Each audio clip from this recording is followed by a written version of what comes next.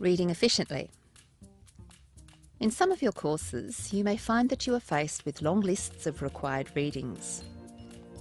The truth is, you are not required to read every book, every journal article, or every research paper word for word. Instead, you need to learn how to survey, skim, and scan texts.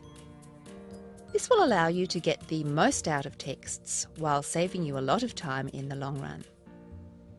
So, how do I survey a text? Surveying texts is straightforward. In fact, you're probably already using this reading technique without realising it.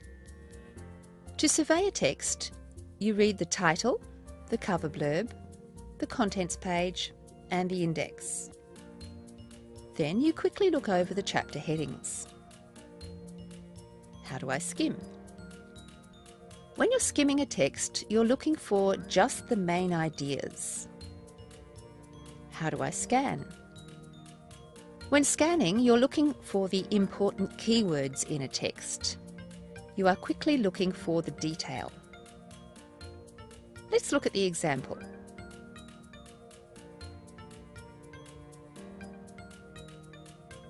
So what next? So you've surveyed, skimmed, and scanned everything like you were supposed to. Now what? Often this is enough to get the main idea of a text, but sometimes you will need to read the text in detail. However, since you now know what the key ideas and keywords are, and you have a general idea of where to find this information, you'll find it easier to read only the stuff that's relevant. So let's recap. When we survey, we read the title, cover, blurb, contents page, index, and chapter headings of a text. When we skim, we just look for the main ideas of a text. And when we scan, we look for the keywords of a text. For more information about reading efficiently, try the tutorial.